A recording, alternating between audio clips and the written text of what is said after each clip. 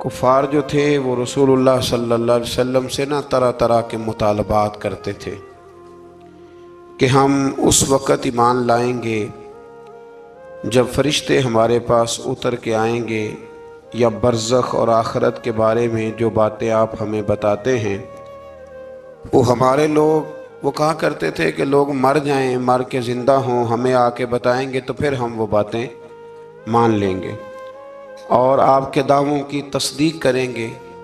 तो कुरान मजीद के 8वें पारे की पहली आयत मुबारका में बिल्कुल शुरू में अल्लाह ने फरमाया ये तो दावे जहालत पर मबनी है। ये तो जहालत है ना कि आप कहें कि ये सारा कुछ पहले हमें करके दिखाया जाए। देखें ना, बरज़ख अगर वाज़े कर दी जाए, क़यामत पहले ही दिखा दी जाए तो फिर वो क़यामत तो ना रही। कहते हैं जी हमें पहले दिखाओ, कोई मार के आए हमें आके बताए तो फिर वो दूसरा जहान कैसे रहा। तो अल्लाह करीम ने फरमाया ये जहालत है और ना मानने के तुम्हारे बहाने हैं। आप गौर फरमाए ना कि माँ के पेट में 9 महीने जो शख्स रहता है वो कुछ बताने के काबिल होता है बाहर आके। एक जहान में वो रहा है ना, उसने वक्त गुजारा है। तो ये उनका बिल्कुल बातिल और झूठा दावा था। अल्लाह करीम ने इसे जहालत करार दिया है और हीलाबाजी करार दिया है। आज भी बहुत सारे लोग कहते हैं कि अगर चीज़ें खुल के हमारे सामने आ जाएं तो हम मानने को तैयार हैं। तो भाई जब खुल के आ जाती है ना चीज़ें तो फिर अजाब भी साथ आता है। फिर कोई अगर नहीं मानता तो उसे सज़ा भी फ़ौरन मिलती है। अल्लाह समझने की तौफीक दे। आयत नंबर 113 के अंदर रसूलुल्लाह सल्लल्लाहु अलैहि वसल्लम को तसल्ली देते हुए फरमाया, और इसी तरह हमने हर नबी के लिए शैतान इंसानों और जिन्नों को दुश्मन बनाया है। शैतान इंसान, ये कुरान मजीद ने जुमले इस्तेमाल फरमाया हर नबी के लिए इसी तरह हमने शैतान इंसानों और जिन्नों को दुश्मन बनाया है, जो लोगों को धोखे में डालने के लिए एक दूसरे को खुशनुमा बातें, अच्छी अच्छी बातें इल्का करते हैं। ज़हनों और दिलों में अच्छी अच्छी बातें छोड़ते हैं, अच्छी अच्छी बातें, हालांकि होते वो दुश्मन है, होते वो शैतान है। मज़ीद फरमाया कि वो इसलिए करते हैं ताकि मुनकरीने आखिरत के दिलों को अपनी तरफ मायल कर लें। वो खुद लोगों को ये बहाने सिखाते हैं और खुशनुमा बातें। आज भी बहुत सारे लोग इंसानी रूप में आकर के लोगों को मुख्तलिफ़ किस्म की बातें बतला के उन्हें गुमराह करने की कोशिश करते हैं। हमें ये समझ लेना चाहिए कि बात इंसान की नहीं देखनी, सामने वाला क्या कह रहा है ये नहीं हमने देखना। हमने तो ये देखना है कि रब क्या फरमाता है और अल्लाह के रसूल क्या फरमाते हैं। अल्लाह रसूल के फरमान की रोशनी में जो शख्स बात करेगा उसकी बात को कबूल किया जाएगा। आयत नंबर 118 से लेकर 119 में फरमाया कि जिस हलाल जानवर पर ज़िबा के वक्त अल्लाह का नाम न लिया जाए उसे न खाओ, और जिस पर नाम ले लिया जाए उसे खा लो। और फरमाया कि ये जो हराम जानवर है इनकी तफसील हमने खोल के बयान कर दी है, ये तुम्हारे लिए जायज़ नहीं है। हाँ, हालत इज़तरारी में, ऐसी हालत आ जाए कि अब मर जाओगे बग़ैर मुर्दार खाए तो अब तुम्हारे लिए वो खाना जायज़ हो जाएगा। ये जो मुर्दार और हराम होता है ये सिर्फ उस वक़्त जायज़ होता है जब बंदा मर रहा हो, लेकिन इंसान बिल्कुल तंदुरुस्त हो और बिल्कुल वो ठीक ठाक हो फिर भी हराम खाए तो ये उसके लिए दुरुस्त नहीं है। ये तो मरने लगे कुछ ना मिले तो तब उसके लिए जायज़ है। फिर अल्लाह तबारक व तआला ने इरशाद फरमाया कि जो ज़ाहिरी गुनाह है वो भी छोड़ दो, और जो तुम्हारे बातन के ऐब है ना, अंदर के छुपे जिनका किसी को पता नहीं, वो भी छोड़ दो। छोड़ दो ये ऐब। मतलब डॉक्टर आपको कह देता है कि जनाब आपकी तबीयत ख़राब है तो गोश्त छोड़ दो, तो डॉक्टर साहब आप तो ये देखें कि मुझे बुखार है तो आप गोश्त छोड़ने की बात कर रहे हैं, मेरे वजूद पर ज़ख्म है तो आप गोश्त छोड़ने की बात कर रहे हैं। तो डॉक्टर कहता है कि ज़ाहिरी तंदुरुस्ती तब होगी जब बातिन में आप परहेज़ करेंगे। तो रब फरमाता है मुझे तो पता है ना कि तुम क्यों उलझे हुए हो। ज़ाहिर के गुनाह भी छोड़ दो और बातिन के गुनाह भी छोड़ दो, और जो गुनाह नहीं छोड़ेगा तो जो करेगा फिर उसकी सज़ा भी पाएगा। आयत नंबर 123 में फरमाया कि वो शख्स जो गुमराही के बाद हिदायत पा गया और कुरान की हिदायत की रोशनी में आगे बढ़ रहा है, और वो जो मुसलसल गुमराही में है یہ دونوں برابر نہیں ہو سکتے. ایک جو ہدایت کے راستے پہ چل رہا ہے اور جو گمراہی کے راستے پہ چل رہا ہے، یہ دونوں برابر ہو سکتے، ان میں بڑا فرق ہے. آیت نمبر 124 میں اللہ تبارک و تعالیٰ نے ارشاد فرمایا کہ اسی طرح ہم نے ہر بستی میں اس کے مجرموں کو سردار بنایا ہے، اور وہ وہاں فریب کاری کرے اور ان کے دجل و فریب کا وبال انہی پر پڑے. انوکھی بات ہے ذرا. رب کریم فرماتے ہیں کہ ہم نے سردار کچھ ایسے بنائے ہیں کہ جو مجرم قسم کے لوگ ہیں، یعنی انہوں نے پہلے جرم بڑے کیے تھے تو اللہ نے سزا دینے کے لیے انہیں سردار بنا دیا. اب بہت سارے لوگوں کا وبال ان پر پڑے گا قوموں کا، اور وہ تباہ ہو جائیں گے. وہ کہتے پھرتے ہیں اللہ نے بڑی عزت دی ہے، حالانکہ یہ اللہ نے انہیں سزا دی ہے. دیکھیں نا، نبی کریم علیہ السلام نے فرمایا کہ جس شخص کو کہا گیا نا کہ فیصلہ کرو، منصف بنایا گیا، دو لوگوں کے درمیان اسے عدل کرنے کے لیے کہا گیا، فرمایا اسے تو بغیر چھری کے ذبح کر دیا گیا.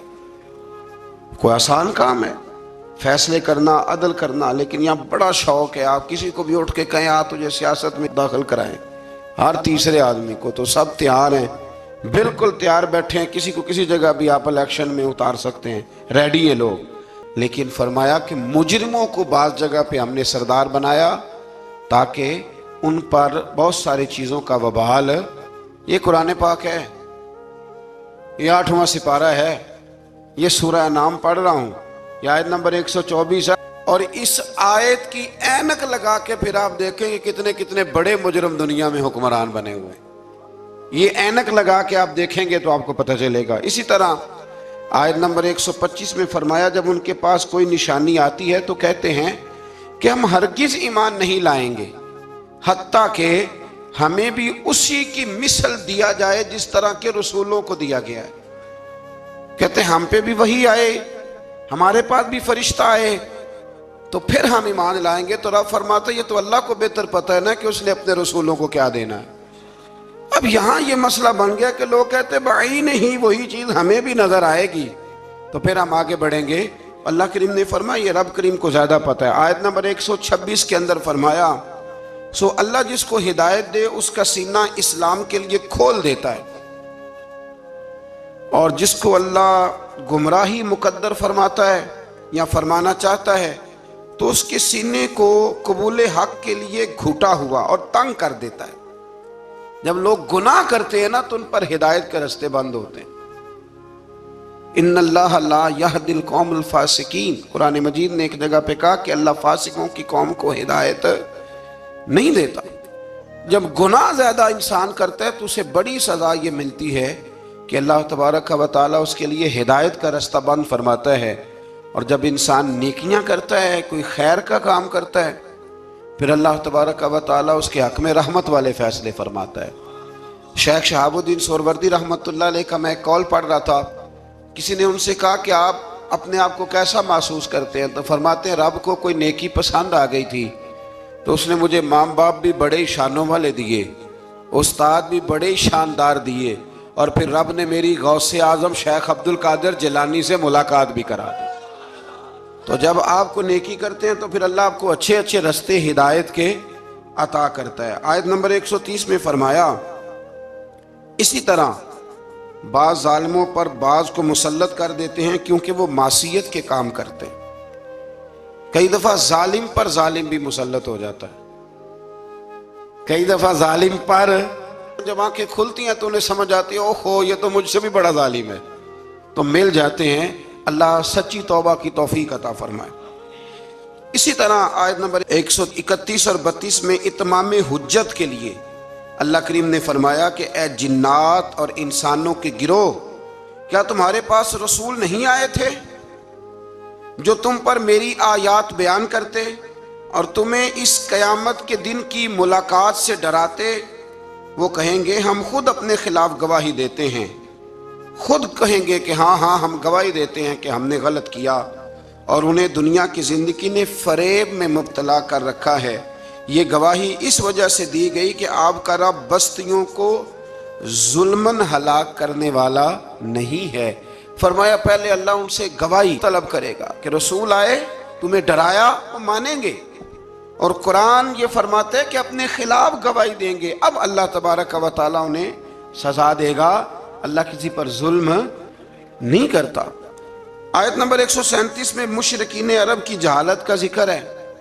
جو فصل اللہ تعالیٰ اگاتا ہے اور جو مویشی اللہ پیدا فرماتا ہے، ان میں اللہ تعالیٰ کے ساتھ بتوں کو شریک کرتے، بلکہ بتوں کے حصے کو ضروری اور مقدس سمجھتے۔ اسی طرح اولاد کو قتل کرنا بھی مشرکین کی جہالت ہے۔ آیت نمبر 140 اور 141 میں اس بات کا بیان ہے کہ کفار و مشرکین نے زمانہ جاہلیت میں اپنے جانوروں اور اپنے کھیتوں کو 3 حصوں میں تقسیم کر دیا تھا۔ تو ان آیات میں اللہ نے فرمایا 3 حصوں میں انہوں نے بانٹ دیا تھا۔ وہ مویشی اور کھیت جن کے متعلق وہ کہتے تھے کہ ان سے نفع اٹھانا کسی شخص کے لیے جائز نہیں ہے، یہ ان کے باطل معبودوں اور بتوں کے لیے مخصوص ہیں، ان کو وہی شخص کھا سکتا ہے جس کو ہم کھلانا چاہیں، اور ان کو صرف وہی مرد کھا سکتے ہیں جو بتوں کی خدمت پر مامور ہوں۔ ایک پورا وہ ماحول بناتے تھے کہ یہ صرف وہ کھائیں گے جو بت خانے کے محافظ ہیں، اور کوئی نہیں کھا سکتے، عورتیں بھی نہیں کھا سکتی تھیں۔ اسی طرح بعض مویشیوں کو بتوں کے لیے خاص کر کے ان پر سوار ہونا اور سامان لادنا انہوں نے حرام کر دیا تھا کہ یہ جی ہمارے بت کے نام کا جانور ہے، نہ اس پر سامان رکھنا ہے اور نہ ہم نے اس کو کھانا ہے۔ اور بعض جانوروں پر وہ ذبح کے وقت اللہ کا نام ہی نہیں لیتے تھے، یعنی ان کو بتوں کے نام پہ ذبح کر کے ان کا استعمال ممنوع قرار دیتے تھے۔ قرآن نے بتایا کہ یہ ان کی خود ساختہ باتیں۔ ہمارے اندر یہاں فرق کرنا بڑا ضروری ہے۔ جب ہم کوئی جانور کسی مخصوص کام کے لیے مخصوص کرتے ہیں تو وہ دراصل اللہ کے لیے ہی ہوتا ہے۔ کسی بزرگ کو صرف اس کا اصحال ثواب ہو سکتا ہے، اس سے زیادہ اس کی کوئی حیثیت نہیں ہے۔ جس طرح آپ کہتے ہیں کہ ولیمے کے لیے بکرا رکھا ہوا ہے، عقیقے کے لیے رکھا ہوا ہے، ہاں کچھ باتیں غلط ہیں، وہ نہیں ہونی چاہیے۔ مجھ سے ایک دفعہ ایک دوست نے مسئلہ پوچھا کہ ہمارے گاؤں میں خواتین جو ہیں وہ 11 بیویوں کی کہانی پڑھواتی ہیں، اور پھر وہ کچھ لڈو منگواتی ہیں، اور جب اس پر ختم دیتی ہیں تو وہ کہتی ہیں کہ یہ مرد نے نہیں کھانا۔ اللہ تعالیٰ سمجھنے کی توفیق عطا فرمائے۔ میں نے ویسے اس کو یہ جواب دیا تھا، میں نے کہا کہ بیویوں کو بتاؤ کہ لڈو مرد نے نہیں کھانے، حالانکہ بنائے مرد نے ہیں۔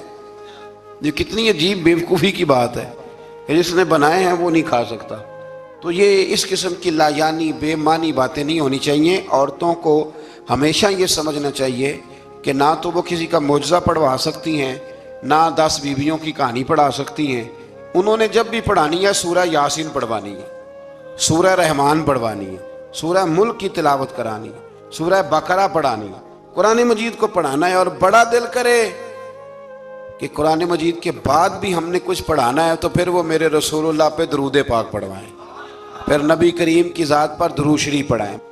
آیت نمبر 142 سے لے کر 147 میں اللہ تعالیٰ نے پھلوں، کھیتوں، جانوروں کے ذریعے جو نعمتیں عطا کی تھیں ان کا ذکر فرمایا ہے، اور کہا ہے کہ اللہ تعالیٰ کی ان نعمتوں کو کھاؤ پر اسراف نہ کرو، فضول خرچی نہ کرو، اور شیطان کے نقش قدم پہ نہ چلو۔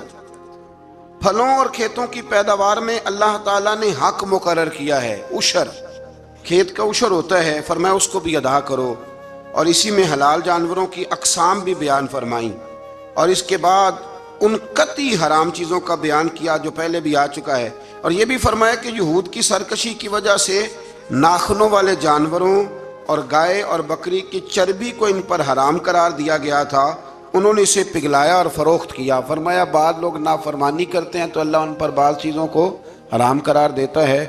جو رب کریم کی زمین پر اللہ کی رضا کے مطابق چلتے ہیں اللہ انہیں بڑی آسانی عطا فرماتا ہے۔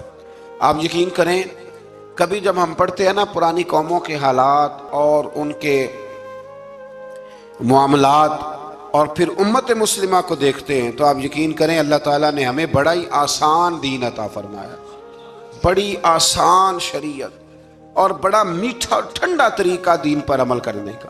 ہم بلا وجہ الجھ جاتے ہیں، بڑا سونا بڑا ٹھنڈا دین اللہ نے ہمیں عطا فرمائے۔ رب کریم ہمیں اس پر پورے عمل کی توفیق عطا فرمائے۔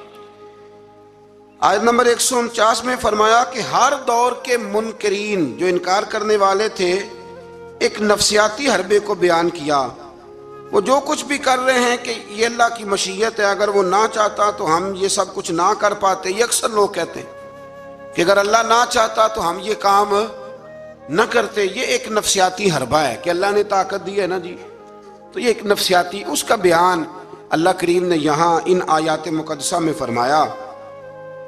در حقیقت بات یہ ہے کہ اللہ کی مشیت اور ہے اور اس کی رضا اور ہے. مثلا مجرم کو سزا دینا اس کی مشیت ہے، لیکن اس کی رضا میں ہے کہ کوئی اس کی نافرمانی نہ کرے. اگر سب کو جبری طور پر اطاعت کے رستے پر ڈالنا اللہ تعالیٰ کی مشیت ہوتی تو پھر کسی کی مجال نہ ہوتی کہ اس کا حکم نہ مانے. لیکن نا مشیت اور ہوتی ہے، رضا اور ہوتی ہے. اللہ کی یہ رضا نہیں کہ اس کے بندے دوزخ میں جائیں، لیکن اس نے قانون بنایا ہے کہ اگر تم نافرمانی کرو گے تو دوزخ میں. تو یہ رضا نہیں، یہ اللہ کی مشیت. تو یہ اللہ نے طاقت نہیں دی لوگوں کو، اس لیے نہیں دی تھی کہ وہ ظلم کریں، لیکن اگر انہوں نے ظلم کیا ہے تو اب انہیں سزا بھی ملے گی. تو یہ شخص نہ کوئی کہے کہ وہ اللہ کی دی ہوئی طاقت سے معاذ اللہ. یہ بہت سارے لوگ بیوقوفی والی باتیں کرتے ہیں. ایک دفعہ بزرگوں نے لکھا ہے کہ ایک شخص جو تھا وہ کسی کے باغ سے روز پھل توڑ کے کھا جایا کرتا تھا. تو مالک بڑا سیدھا سادہ تھا. مالک اس کو کہتا کہ بھئی تو روز میرے باغ سے پھل توڑ کے کھاتا ہے. تو وہ کہتا باغ بھی اللہ کا ہے، زمین بھی اللہ کی ہے، اور میں بندہ بھی اللہ کا ہوں. وہ چپ کر جاتا، سادہ آدمی تھا. بہت سارے لوگ کہتے ہیں نا نہیں آ کے. ایک صاحب مجھے کہنے لگے جی کل میرے ساتھ بڑا عجیب معاملہ ہوا. ایک بندے نے مجھے کہا تجھے قسم ہو اللہ کی جو جیب میں ہے سارا کچھ دے دے. میں نے کہا نہیں دینا چاہیے. تو وہ مجھے مشورہ دینے لگا، کہنے لگا حضرت جی اس نے اللہ کی قسم دی تھی. تو میں نے کہا مکان کتنے مرلے کا تیرا؟ کہنے لگا ہے 10 مرلے کا. کتنے کا ہے؟ کہنے لگا جی اللہ کا شکر ہے 60-70 لاکھ کا ہوگا. میں نے کہا ایک بندہ بلاؤں تجھے قسم دے تو اس کے نام رجسٹری کر دینا. کہنے لگے نہیں یہ نہیں ہو سکتا. تو میں نے کہا یہ کیسی کچی بات ہے کہ 500-700 کے لیے تجھے یاد ہے کہ یہ جائز ہے. لیکن وہ میرے دادا جی ایک بات کہا کرتے تھے، وہ دیہاتی لوگ ہوتے تھے تو دیہات کی مثالیں کئی دفعہ بڑی یاد رہ جاتی تھی. وہ کہا کرتے تھے کہ دودھ میں اور لسی میں مکھی گر جائے تو عورتیں اسے پھینک دیتی ہیں، لیکن اگر مکھن میں گر جائے نا تو پھر اس کو پھینکتی نہیں بلکہ مکھی نکال لیتی، کیونکہ گھی مہنگا ہوتا ہے نا تو لسی سستی ہوتی ہے. تو آپ چیزوں کو سمجھیں کہ ہمارا رویہ بڑا عجیب ہے معاملات کو سمجھنے کے حوالے سے. وہ بندہ بھی کہتا کہ جناب یہ پھل بھی اللہ کے تو باغ بھی اللہ کا تو میں بندہ بھی اللہ کا. بھولا آدمی تھا بیچارہ چپ کر جاتا، کہتا تو ٹھیک ہے نا کی پنجابی چاکی دا سی لبی شے خدا دی نہ تیلے دی، ختم ہو گئی بات. حالانکہ وہ کسی کی ہوتی ہے، تیلے پا دے کیوں نہیں ہوندی جی، وہ کسی دی حیثیت تانڈی کی ہے نا. لیکن بس ہمارا ذوق بن جاتا ہے کہ قابو آ گئی ہے تو قابو کرو معاذ اللہ. تو وہ بیچارہ بڑا پریشان تھا. تو ایک دن اس نے نا اپنے ایک شہر کے عالم سے بات کی. اس نے کہا کہ جناب وہ میرے ساتھ تو بڑی مصیبت بن گئی ہے. وہ روز پھل توڑ کے لے جاتا ہے اور کہتا ہے زمین بھی اللہ کی، باغ بھی اللہ کا، کھانے والا بندہ بھی اللہ کا. تو عالم کہنے لگے میں بھی تمہیں نسخہ دیتا ہوں، کل اس پہ استعمال کرنا. میں کہا ٹھیک ہے جی. وہ وقت پہ آ گیا باغ کا مالک. تو جب وہ آیا نا پھل توڑنے، اس نے پھل بڑے سیر ہو کے کھائے. اس نے کھانے کا موقع دیا. جب وہ فارغ ہو گیا اس نے اس کو رسی کے ساتھ درخت کے ساتھ باندھ لیا اور ڈنڈا پکڑ لیا. اور جب مارنے لگا تو کہنے لگا یہ کیا؟ کہنے لگا یہ چھڑی کی توفیق بھی اللہ کی، رسا بھی اللہ کا، باندھنے والا بندہ بھی اللہ کا. اب تجھے جو پھینٹی لگے گی وہ بھی اللہ کی دی ہوئی طاقت سے لگے گی معاذ اللہ. اب تو کھا.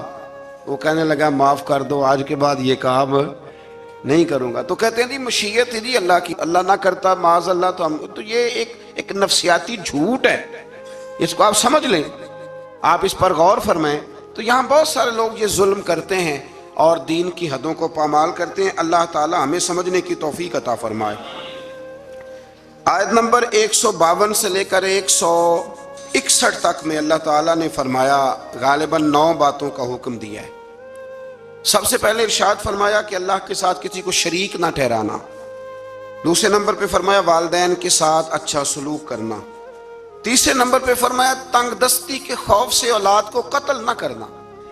اب تو بڑے بڑے لوگ عالم فاضل ہو کے کہتے ہیں بچے تھوڑے پیدا کرو، حالانکہ میرے نبی کریم علیہ السلام نے فرمایا اس عورت سے نکاح کرنا جو محبت زیادہ کرنے والی ہو اور بچے زیادہ پیدا کرنے والی ہو. تو یہاں معیار کیا ہے؟ تنگ دستی کے خوف سے اولاد کو قتل نہ کرو، اور فرمایا ظاہری اور چھپی ہوئی ہر قسم کی فحاشی سے بچو، اور نمبر 5 پہ فرمایا قتل ناحق نہ کرو، نمبر 6 پہ فرمایا یتیم کا مال ناجائز طریقے سے نہ کھاؤ، اور نمبر 7 فرمایا لین دین میں ناپ تول پورا کرو، 8 پہ فرمایا بلا تمیز سب کے ساتھ انصاف کرو، اور نمبر 9 میں ارشاد فرمایا کہ اللہ کے ساتھ کیے ہوئے وعدے کی پاسداری بھی کرو۔ تو اللہ تبارک و تعالیٰ نے ان 9 چیزوں کو بیان کیا، اور سمجھ لیں یہ خلاصہ بیان کیا میرے رب کریم نے، یہ پورے دین کا خلاصہ ہے۔ اور یہ ساری چیزیں بیان کرنے کے بعد ارشاد فرمایا کہ یہی سیدھا راستہ ہے، گروہ بندی چھوڑ کر اسی راستے کی پیروی کرو، اور کتاب الہی کے احکام کو ملحوظ خاطر رکھو، اور جو لوگ ایمان لانے کے لیے نشانیاں طلب کرتے ہیں ان کے پاس فرشتے آئیں یا اللہ تعالیٰ خود آئے یا اس کی کوئی نشانی آئے، قرآن نے بتایا کہ جس دن عالم غیب کی نشانیاں آئیں گی تو پھر ان منکرین کے لیے ایمان لانا بھی نفع بخش نہ ہوگا۔ جو دیکھ کر کلمہ پڑھے گا فرعون کی طرح، اس کا کلمہ پھر قابل قبول نہیں ہوگا۔ یہ تو قابل قبول تب ہی ہے کہ یؤمنون بالغیب، کہ تو بغیر دیکھے ایمان لے آ۔ اور یہ بھی فرمایا کہ اے رسول جنہوں نے دین کو گروہوں میں بانٹ دیا ہے آپ کا ان سے کوئی تعلق نہیں ہے۔ جنہوں نے بانٹ دیا اللہ تبارک و تعالیٰ کے دین کو، یہودیوں نے عیسائیوں نے تقسیم کر دیا۔ آیت کے اندر اللہ تبارک و تعالیٰ نے حقیقت ایمان، روح ایمان اور مسلمانوں کے مقصد حیات کو بیان فرمایا۔ یہ آیت پورے دین کا لب لباب ہے، نماز، روزہ، حج، زکوٰۃ، وضو، غسل، صدقات، خیرات، عبادات، ان سب کا نچوڑ ہے۔ فرمایا کل اے محبوب فرما دے، جو بڑی پیاری باتیں تھیں وہ اللہ نے محبوب سے کل کہہ کے سنی ہے۔ کہا محبوب ذرا کہو کیا، ان صلاتی و نسکی و محیای و مماتی للہ رب العالمین۔ فرمایا محبوب فرما دیجئے کہ بے شک میری نماز، میری قربانیاں، میرا دنیا میں ظاہری طور پہ رہنا یا میرا پردہ کر جانا سب اس رب کے لیے ہے جو تمام جہانوں کے پالنے والا ہے۔ یہ لب لباب ہے۔ حضرت مجدد الفسانی رحمۃ اللہ علیہ فرمایا کرتے تھے 3 چیزوں کا نام دین ہے، علم، علم پر عمل، اور عمل میں اخلاص، ریاکاری نہ ہو۔ فرمایا 3 کام کر لے تیرا دین مکمل ہو جائے گا۔ ختم ہو گئی بات۔ آگے پھر سورہ اعراف شروع ہوتی ہے۔ اعراف کے معنی بلندی کے ہیں، اس کا معنی جاننا اور پہچاننا بھی ہے۔ اصحاب اعراف کے بارے میں ایک قول تو یہ ہے کہ ان کی نیکیاں اور گناہ برابر ہوں گے، ان کا مقام جنت اور دوزخ کے درمیان ہوگا۔ یہاں یہ وہ لوگ ہیں جو اہل جنت اور اہل جہنم کو پہچاننے والے ہوں گے۔ یہ اعراف والے نا، ایک جنتی ایک جہنمی، اور درمیان میں اعراف، یعنی جس کی ایک گناہ زیادہ ہو گئے تو جہنم میں گیا، اور جس کی نیکیاں زیادہ ہو گئی اللہ کے فضل سے وہ تو جو کچھ برابر برابر والے ہیں ان کے لیے مقام اعراف ہے، ان کے لیے مقام اعراف ہے۔ اور کچھ نہ لکھا ہے نہیں یہ تو بلند مقام ہے، یہاں تو اللہ فرشتوں اور نبیوں کو جگہ عطا فرمائے۔ بعض مفسرین نے یہ قول بھی بیان فرمایا۔ اس سورہ مبارکہ کی ابتدا میں سرکار دو عالم صلی اللہ تعالی علیہ وسلم کو تسلی دی گئی کہ آپ کفار کے ظلم سے، بے وفائی سے اور ان کے سخت رویے سے تنگ دل نہ ہوں، بلکہ آپ اپنا فرض ادا کرتے رہیں اور کتاب مقدس کی تبلیغ بھی آپ کرتے رہیں اور سرگرم ہو کے کرتے رہیں۔ ان سے آپ کو پریشان ہونے کی ضرورت، یعنی اس کا معنی یہ ہے کہ رب کریم آپ کے پیغام کو پوری دنیا میں پھیلا دے گا۔ گھوڑا جب دوڑتا رہتا ہے تو وہ اپنی منزل تک پہنچ جاتا ہے، لیکن جو جھاڑیاں اس کے پیروں کو لگتی ہیں وہ لگتی تو ہیں، لیکن اگر وہ چلتا رہے تو وہ نیچے ہی رہ جاتی ہیں۔ تو یہ نبی پاک کے وسیلے سے مجھے تو یوں لگتا ہے رب نے ہمیں سمجھایا ہے کہ تم نہ اپنا کام کرتے رہو، کسی کے سخت رویے کو ملحوظ خاطر لانے کی کوئی ضرورت ہے۔ اس سے آگے آیت نمبر 5 کے اندر اللہ کریم نے بتایا ہے کہ بعض بستیوں میں دوپہر کو سوتے ہوئے عذاب آیا، اور جب عذاب آیا تو پھر ان کے مکینوں نے اقرار کیا کہ ہاں ہم ظالم ہیں، یہ ہمارے ظلم کی وجہ سے آیا۔ قیامت کے دن اعمال کا وزن کیا جانا حق ہے، وزن کیا جائے گا۔ جن کی نیکیوں کا پلڑا بھاری ہوگا وہ فلاح پائیں گے اور کامیاب ہوں گے، اور جن کی نیکیوں کا پلڑا ہلکا ہوگا وہ نقصان اٹھانے والوں میں سے ہوں گے۔ آج میں زمین میں انسان کے آباد کرنے اور ذرائع معاش مہیا کرنے کی نعمتوں کا ذکر فرمایا، اور فرمایا بہت کم لوگ ہیں جو شکر ادا کرتے ہیں، بڑے کم ہیں جو شکر ادا۔ اللہ فرماتا ہے شکر ادا کرنے والے تھوڑے ہیں، اور ناشکری کرنے والے، آٹومیٹک بات ہے، ناشکری کرنے والے۔ اچھا وہ کبھی کبھی میں سوچتا ہوں کہ کبھی رجیا بندہ ملے نا، کوئی پیسے ہیں تو پاکستان میں جو لوگ دنیا کے مالداروں میں شامل ہو گئے ہیں نا، پاکستان کے نہیں، ایشیا کے نہیں، دنیا کے مالداروں میں، ان کے کاروبار بھی ابھی جاری ہیں، اور ابھی تو انہوں نے جھاڑو پکڑا ہوا ہے پیسے جمع کرنے کا، سیر ہونے کا کوئی جگہ کوئی مقام۔ آپ یقین کریں، ایک مشورہ چھوٹا سا، اس پہ عمل کر کے دیکھیں، کبھی نہ زندگی میں کبھی اللہ کی رضا کے لیے تھوڑی دیر کے لیے پیسوں کے دولت کے چکر سے نکل کے بھی دیکھیں، فقط شکر والا ذہن بنائیں۔ یعنی میری رائے یہ ہے کہ رمضان المبارک الحمدللہ 2 دن رہ گئے پہلا عشرہ ختم ہونے میں، یہ 2 دن پورے، صرف 2 دن، زیادہ کی طلب نہیں کرنی، بس جتنے پچھلے ملے ان پہ صرف شکر ہی کرنا ہے۔ اور بھائی سنو، فضل کی طلب تو ہر وقت کرنی ہے، لیکن پچھلے کا شکر ادا کریں۔ لَإِن شَكَرْتُمْ لَأَزِيدَنَّكُمْ، شکر کرنے سے نعمتیں محفوظ ہو جاتی اور اللہ ان میں اضافہ فرما دیتا ہے۔ اللہ سمجھنے کی توفیق عطا فرمائے۔ آیت نمبر 12 سے لے کر 28 تک پھر حضرت آدم علیہ السلام اور جناب حوا کا واقعہ، پھر شیطان کی وہ ساری بات۔ یہ واقعہ قرآن پاک میں کم و بیش 7 جگہ پہ بیان ہوا ہے۔ یہاں بھی بیان کیا گیا کہ اللہ تعالیٰ نے اس کو کہا سجدہ کر، پر اس نے سجدہ نہ کیا، اور نہ کرنے کے بعد پھر اس نے یہ کیا کہ حضرت آدم علیہ السلام کے پاس گیا اور ان سے بھی اجتہادی خطا کرائی۔ میں جو لفظ بول رہا ہوں اس پر غور کریں، اجتہادی خطا، یہ لفظ آپ نے یاد رکھنا ہے۔ یہ حضور نے فرمایا کہ مجتہد جو ہوتا ہے نا، جو بالغ نظر ہوتے ہیں لوگ، جن کی پوری نظر ہوتی ہے معاملات پہ، وہ اگر کبھی بھول جاتے ہیں تو اس کا مطلب ہے کہ وہ چیزوں کو سمجھنے میں کسی جگہ ان سے اگر بھول ہو گئی تو اللہ اسے ان کی سزا نہیں دیتا، بلکہ وہ ایک اجتہادی خطا ہے، خلاف اولا ہے۔ یہ کام حضرت آدم علیہ السلام سے بھی ہو گیا۔ وہ شیطان نے پھر جا کے ان سے کہا، جب وہ جنت میں چلے گئے تو ان سے جا کے کہنے لگا کہ آپ اگر جس درخت کا پھل کھانے سے اللہ نے روکا ہے، اگر آپ کھا لیں گے نا تو آپ میں حیات ملے گی، کبھی مریں گے نہیں۔ تو پھر وہ پھل انہوں نے کھا لیا۔ پھر آپ اس واقعے کی تفصیلات کو جانتے ہیں۔ ان آیات میں اللہ کریم نے بالخصوص یہ ذکر فرمایا ہے کہ پھر شیطان نے رب کریم سے کہا کہ مجھے مہلت دے تاکہ میں تیرے بندوں کو گمراہ کروں۔ اللہ نے اسے مہلت عطا کی۔ کب تک مہلت دی؟ اللہ تبارک و تعالی نے قیامت تک کے لیے مہلت عطا کی۔ تو میرے بھائی، شیطان مہلت لے کے آیا گمراہ کرنے۔ اب وہ تو آیا تھا گمراہ کرنے، تو اگر ہم اسے پکی دوستی کر لیں، یارانہ ہی کر لیں، ہم اس کو پہچانے ہی نہ اپنے دشمن کو۔ اور قرآن نے درجنوں جگہ پہ کہا کہ صرف دشمن نہیں، تمہارا کھلا ہوا دشمن، اعلانیہ دشمنی کرتا ہے، اسے پہچانیں، اس کا خیال کریں، اس پر توجہ کریں۔ ہم ایسے بزرگوں کو بھی جانتے ہیں کہ جن کو شیطان سمجھتا تھا کہ ان پر ہمارا دعویٰ نہیں چل سکتا، سمجھتا تھا وہ، اور کچھ رب کے بندے ایسے جن سے ویسے ہی بھاگ جاتا ہے۔ حضور نے فرمایا میرا عمر جس گلی سے گزرے شیطان رستہ ہی بدل جاتا ہے۔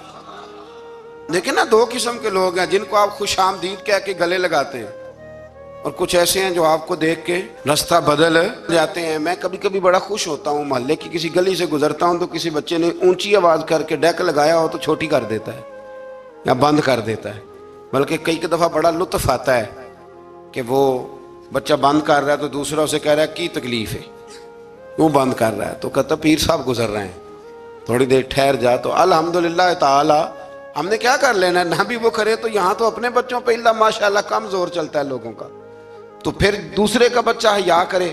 تو کچھ چیزیں ایسی ہوتی ہیں جن کی وجہ سے شیطان کو قابو کیا جا سکتا ہے۔ آیت نمبر 24 میں اللہ تعالیٰ نے بیان فرمایا ہے کہ پھر انہیں جنت سے زمین پہ اتارا گیا اور مقررہ مدت تک کے لیے یہاں رہنا ٹھہرایا گیا۔ پھر اللہ تعالیٰ نے مقصد لباس بیان کیا ہے کہ لباس پہننے کا کیا مقصد ہے۔ فرمایا ہم نے بنی آدم پر لباس اس لیے اتارا ہے کہ ان کی ستر پوشی ہو، ستر پوشی، پردہ ہو اور سامان زینت ہو، اچھے لگے لباس پہن. اور سب سے بہتر لباس تقوی کا لباس ہے، اس سے بندے کی زیادہ پردہ پوشی ہوتی ہے. پھر بنی آدم کو متنبہ کیا گیا کہ شیطان کے مکر و فریب میں نہ آئیں. اس کو یہ ملکہ دیا گیا ہے کہ وہ تمہیں ہر جہت سے دیکھ لیتا ہے. اللہ تعالیٰ نے لباس پردے کے لیے دیا ہے اور زینت کے لیے دیا. تو اگر کوئی لباس اس طرح کا پہننے جس سے پردہ ہی نہ ہو رہا ہو، پھر اس کا مطلب ہے وہ لباس کے مقصد کو نہیں سمجھا. کھلا لباس پہنے، چست لباس نہ پہنے، وسیع لباس پہنے جس سے آپ کو بہت ساری چیزیں سمیٹنے کا موقع ملے.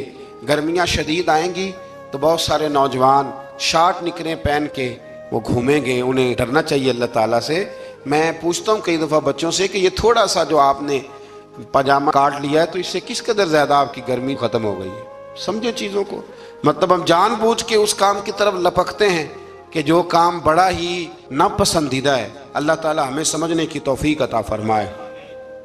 آیت نمبر 32 و 33 میں فرمایا کہ اے بنی آدم، ہر عبادت کے وقت لباس زینت کو اختیار کرو اور اسراف سے بچتے رہو. اسراف سے بچتے ہوئے اللہ تعالیٰ کی نعمتوں سے استفادہ کرو. پاکیزہ چیزیں خواہ لباس ہو یا خوراک ہو مومنوں کے لیے حلال ہیں. اللہ نے ظاہر اور باطن میں بے حیائی، گناہ اور حق سے نکل جانے کو حرام قرار دیا ہے. باقی کسی کے پاس پیسے ہوں تو وہ 10,000 کی ایک وقت روٹی کھا لے تو اس کے لیے وہ ناجائز نہیں ہے. وہ 10 لاکھ کا بھی لباس پہن لے تو اس کے لیے منع.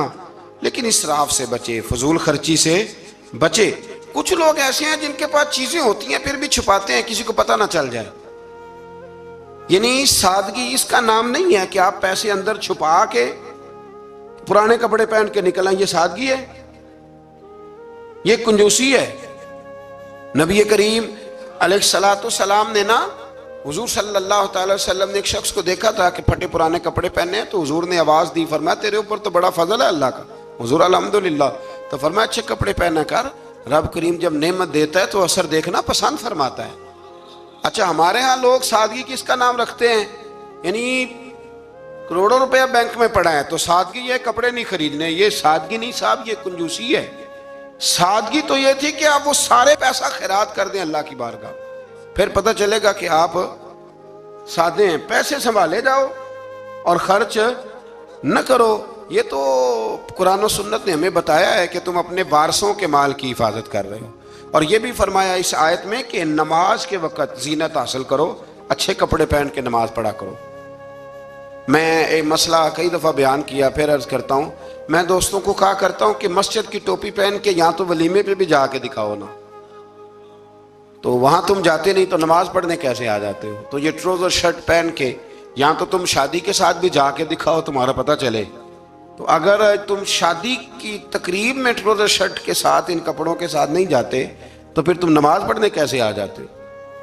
لوگوں کی محفل میں جانا پسند نہیں کرتے تو اللہ کی بارگاہ میں کیسے پسند کر لیں؟ ایک نعت خان صاحب کو ایک دن میں نے دیکھا، بڑا شاندار ویسٹ کوٹ پگڑی اور بڑا خوبصورت لباس محفل میں پھر کچھ دنوں کے بعد ایک شادی میں ملاقات ہو گئی تو ان کا حال ہی بڑا برا تھا. اینک بھی کچھ لوگ مطلب لگا لیتے ہیں، مجھے نہیں سمجھ آتی کالی اینک کا کیا ترجمہ ہے. وہ لگا لیتے ہیں، کالی اینک لگائی ہوئی ہے اور جناب بال بڑے شاندار. تو مجھے مل گئی تو میں نے السلام علیکم کے ساتھ ہی کہا، میں نے کہا عاشق رسول صاحب کیا حال چال ہے؟ ماشاءاللہ. بڑا گھور کے دیکھنے لگے، کہنے لگے پیر صاحب. میں نے کہا خدا کے بندے مجھے بھی دیکھ اور اپنے آپ کو بھی دیکھ. میں الحمدللہ تمہیں جس طرح محفل میں ملوں گا شادی کی تقریب میں بھی اسی طرح ہی ملوں گا. یہ کیا بات ہوئی کہ آپ تھوڑا سا رویہ آپ کا بدل جائے جب تھوڑا ادھر ادھر دائیں بائیں جانا ہو؟ یہ کوئی مطلب نہیں ہے. اچھا لباس پہن کے آپ نماز پڑھیں گے. آیت میں رسول کرام جتنے بھی اللہ کے رسول آئے ان کی اطاعت کرنے والے کو تقوی اور عمل صالح کرنے والے کو جنت کی بشارت، جبکہ کفر تکذیب کرنے والے کو جہنم کی وعید سنائی گئی. آیت نے فرمایا کہ اللہ تعالیٰ کی آیات کو جھٹلانے والے اور تکبر کرنے والوں کے لیے آسمان کے دروازے نہیں کھولے جائیں گے. اللہ اکبر. اور نہ ہی وہ جنت میں داخل کیے جائیں گے. آیت نمبر 44 میں فرمایا اللہ تعالیٰ نے اہل جنت کے دلوں سے کینہ نکال دیا ہے. وہ ہدایت پانے والے اللہ کا شکر ادا کرتے ہیں کیونکہ اسی کے فضل سے ہدایت ملتی ہے. جنتیوں کے دلوں میں کینہ تو نیچے دیکھ کے خیال کر لیں، اگر تو کسی کا کینہ نہیں تو انشاءاللہ جنتی ہے، اور اگر کوئی رولا ہے تو پھر بھی میں فتویٰ نہیں دیتا، صرف یہ مشورہ دیتا ہوں کہ رولا دور کر لو، وہ جو اندر معاملہ ہے اس معاملے کو ختم کر لو۔ اللہ سمجھنے کی توفیق عطا فرمائے۔ آیت نمبر 45 کے اور اس کے بعد کی آیات میں فرمایا اللہ تعالیٰ نے کہ آخرت میں جنتی جہنمیوں کو پکاریں گے کہ ہم نے تو اپنے رب کے وعدے کو سچا پایا ہے، بتاؤ تم نے کیسے پایا؟ جنتی جہنمیوں سے پوچھیں گے۔ تو ان دونوں کے درمیان سے ایک پکارنے والا پکارے گا کہ ظالموں پر اللہ کی لعنت ہو۔ مزید فرمایا کہ جنتیوں اور جہنمیوں کے درمیان حجاب ہوگا، اور اہل اعراف دونوں گروہوں کو ان کی نشانیوں سے پہچانیں گے، اور جنتیوں کو سلام کریں گے اور جہنمیوں سے کہیں گے کہ تمہاری جماعت اور تمہارا تکبر، تمہاری جماعت، وہ جس جماعت کے تم لیڈر تھے، سربراہ تھے، جس برادری کے تم چیئرمین تھے، تمہاری جماعت اور تمہارا تکبر آج تمہارے کسی کام نہ آیا۔ جہنمی جنتیوں سے استدعا کریں گے، گزارش کریں گے کہ ہم پر تھوڑا سا پانی انڈیل دو، تھوڑا سا انڈیل دو، اور جو نعمتیں تمہیں عطا ہوئی ہیں ان میں سے تھوڑا سا ہمیں بھی دے دو۔ مگر اللہ تعالیٰ نے فرمایا کہ یہ چیزیں کافروں پر حرام ہیں، ان کے لیے ہیں ہی نہیں۔ اور جن لوگوں نے دین کو کھیل تماشا سمجھ رکھا ہے، اللہ ان سے فرمائے گا جس طرح تم نے قیامت کے دن کو فراموش کر رکھا تھا، آج ہم تمہیں نظر انداز کر دیتے۔ آیت میں اللہ تعالیٰ کی قدرت کی نشانیوں کا بیان فرمایا، اور اس کے بعد فرمایا اپنے رب کو گڑ گڑا کر چپ کے اس کے عذاب سے ڈرتے رہو، یعنی اپنے رب کو جب پکارو تو گڑ گڑا کے پکارو اور اس کے عذاب سے ڈرتے رہو، اس کی رحمت کے یقین رکھتے ہوئے، اور زمین میں اصلاح کے بعد فساد۔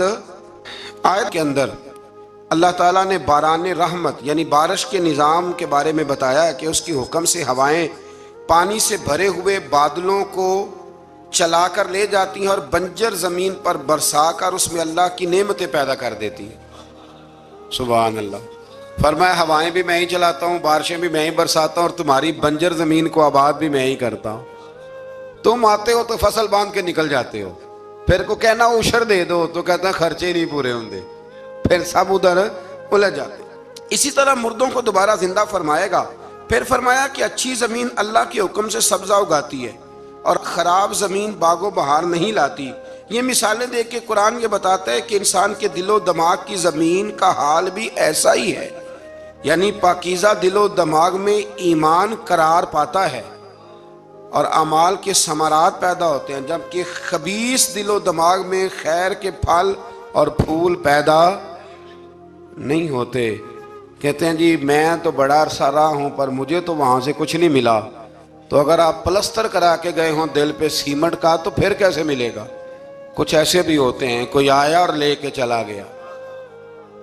ہاں، زمین سرسبز و شاداب ہونی چاہیے۔ ابو جال نے نا پکی چپس کرائی تھی، اوپر ٹائلیں لگوائی ہوئی تھی، تو سامنے آیتیں آتی رہیں پر اسے کوئی اثر نہ ہوا۔ خواجہ اویس کرنی نے دیکھا بھی نہیں، زیارت بھی نہیں کی، تو میرے رسول پاک نے فرمایا عمر جبہ لے جانا، شاباشی بھی دینا، جبہ بھی دینا، اور اسے کہنا میری امت کے لیے دعا بھی کرے۔ تو سمجھ لیں چیزوں کو کہ اندر کا بھی تھوڑا سا نا لحاظ رکھیں۔ اللہ سمجھنے کی توفیق عطا فرما۔ آیت نمبر 60 میں حضرت نوح علیہ السلام اور ان کی قوم کے حالات بیان کیے گئے کہ ان کی قوم کے سرداروں نے کہا کہ معاذ اللہ آپ تو کھلی گمراہی پہ ہیں۔ سردار نبی کو کہہ رہے ہیں کہ آپ گمراہ ہو گئے، سردار نبی کو۔ اگر حضرت نوح کی قوم کے سردار نبی کو کہہ سکتے ہیں کہ تم گمراہ ہو گئے، تو اگر آج کے سردار کسی مولوی کو کہہ دیں تو ان کو کوئی ٹینشن لینے کی ضرورت، یہ سرداروں کا طریقہ پرانا چلا آ رہا ہے، کہہ دیتے ہیں۔ حضرت نوح علیہ السلام نے فرمایا میں تو اللہ کا رسول ہوں اور میرا کام تمہاری خیر خواہی ہے اور تم تک دعوت حق کو پہنچانا ہے۔ اس کے بعد قوم نوح کی تکذیب، طوفان نوح اور نوح علیہ السلام اور ان کے ساتھ کشتی میں سوار افراد کے سوا سب کے غرق ہونے کا ذکر بھی اللہ تعالیٰ نے بیان فرمایا۔ پھر آیت نمبر 66 میں حضرت ہود علیہ السلام اور ان کی قوم میں عاد کا ذکر ہے۔ قوم عاد نے بھی اللہ کے نبی پر طعن کیا معاذ اللہ، اور کہا کہ آپ حماقت میں مبتلا ہیں معاذ اللہ، آپ تو احمق ہیں معاذ اللہ ثم معاذ، نقل کفر کفر نہ باشا۔ پھر ہود علیہ السلام نے اپنی قوم کو وہی جواب دیا جو نوح علیہ السلام نے اپنی قوم کو دیا تھا۔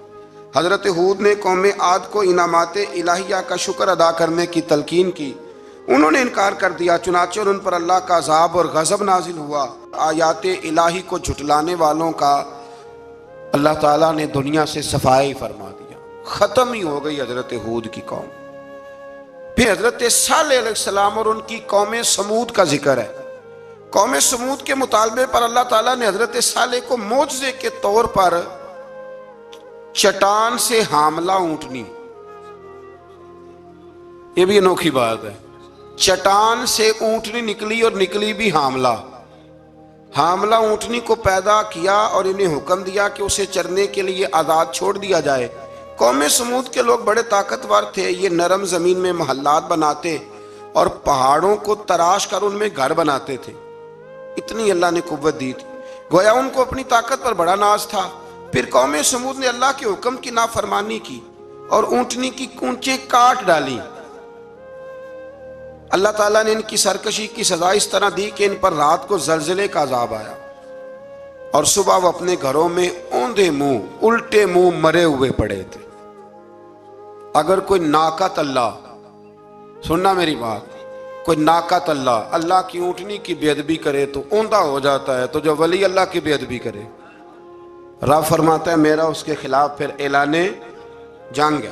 آیت نمبر 81 میں حضرت لوط علیہ السلام اور ان کی قوم کا ذکر ہے کہ وہ بے حیائی میں اپنے زمانے کے سب لوگوں پر سبقت لے گئے، اپنی جنسی خواہش کو غیر فطری طریقے سے پورا کرتے۔ اس کی تفصیل ہے، یہاں وقت نہیں ہے۔ اصل میں یہ جو قوم تھی نا، ان کے پاس باغات تھے بڑے سرسبز و شاداب، تو مہمان بڑے آتے تھے، تو ان کی خواہش تھی کہ مہمان نہ آئیں، بہت زیادہ لوگ آتے تھے، حالانکہ مہمان تو اللہ تعالیٰ کی رحمت ہوتا ہے۔ تو شیطان نے پھر انہیں ایک طریقہ بتلایا، مہمان آتے تو یہ معاذ اللہ مرد مردوں کے ساتھ بدفعلی کرتے، شیطان نے انہیں یہ طریقہ بتلایا، غیر فطری طریقے سے اپنی جنسی خواہش کو پورا کرتے۔ جب اللہ تعالیٰ کے نبی عذاب کا ڈر سناتے تو حضرت لوط علیہ السلام کا مذاق اڑاتے، بالآخر اللہ تعالیٰ نے ان پر عذاب نازل کیا، اور یہ لواطت، مرد کا مرد سے بدکاری کرنا، اس کی سزا اللہ نے یہ دی کہ آسمان سے پتھر برسائے اور اس طرح ان کا نام و نشان مٹا دیا، یہاں تک کہ لوط علیہ السلام کی وہ بیوی جو قوم میں لوط کی ہم خیال تھی وہ بھی عذاب سے نہ بچ سکی، اور صرف حضرت لوط علیہ السلام اور ان کے ساتھ قبیلے کے جو چند نیک لوگ تھے وہ بچے۔ میں نے ایک دفعہ پہلے بھی بات بیان کی تھی، پھر ایک عرض کرتا ہوں، کبھی کبھی نا نوجوان جب موٹر سائیکلوں پہ اکٹھے بیٹھے ہوتے ہیں، یہ قرآن ہے نا جی، یہ کوئی بے حیائی کی بات نہیں، یہ قرآن ہے، قرآن اگر اس بات کو بیان کرتا ہے تو اس کا مطلب ہے یہ ضروری کام ہے۔ تو میں جب ان کو دیکھتا ہوں تو کئی دفعہ دل کو بڑی اذیت پہنچتی ہے کہ مطلب سر عام بچے شرارتیں کرتے ہیں اور ایسی غیر اخلاقی حرکتیں کرتے ہیں کہ جو پڑھے لکھے سمجھدار نوجوانوں کو زیب نہیں دیتی۔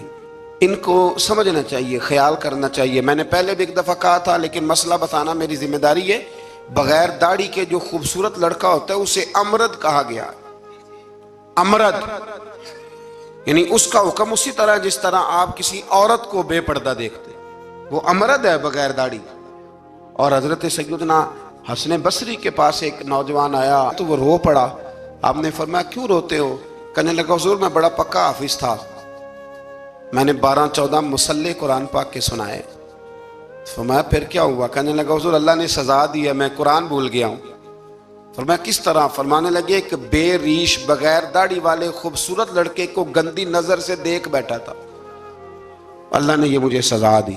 پھر حضرت حسن بصری نے طریقہ بتلایا، پھر اس نے توبہ کی، تو سمجھ لیں کہ یہ اتنا برا فعل ہے کہ یہ کرنے والے پر آسمان سے پتھر برستے ہیں۔ حضرت لوط کی قوم پر تو آج اگر قوم یہ کام کرے، ہم جنس پرستی، عورتوں کا عورتوں کے ساتھ شادی ہونے تک کے واقعات، عورت کے عورت کے ساتھ، مرد کے مرد کے ساتھ، لوگ اس کو آزادی کا نام دے رہے ہیں۔ یہ آزادی نہیں، یہ بے حیائی ہے، یہ فحاشی ہے، یہ عریانی ہے۔ اللہ تعالیٰ ہمیں سمجھنے کی توفیق عطا فرمائے۔ پھر آخر میں آیت نمبر 86 میں اللہ تعالیٰ نے اس پارے کی جو آخری آیات ہے اس میں اللہ تعالیٰ نے حضرت شعیب علیہ السلام اور ان کی قوم کا ذکر فرمایا۔ قرآن نے بیان کیا کہ ان کی ناپاک خصلتیں یہ تھی کہ وہ ناپ تول میں ڈنڈی مارتے تھے، یعنی رمضان المبارک کے اندر بھی مقناطیس نکل آتا ہے ترازوؤں کے نیچے سے. رمضان میں آپ سمجھ لیں مقناطیس نکل رہا ہے ترازوؤں کے نیچے. یہ حال ہے. ڈنڈی مارتی تھی شعیب علیہ السلام کی قوم، اور دوسروں کی چیزیں کم تول کے دیتے تھے، اور راستے میں بیٹھ کر اہل ایمان کو ڈراتے اور انہیں راہ راستے روکتے. انہیں بھی کہا گیا کہ فساد فی الارض سے باز آؤ اور اپنی پہلی سرکش امتوں کا انجام دیکھ لو، لیکن وہ بھی باز نہ آئے تو پھر اللہ نے ان پر بھی عذاب نازل فرمایا. اللہ تعالیٰ آسانی عطا کرے. آخر دعویٰ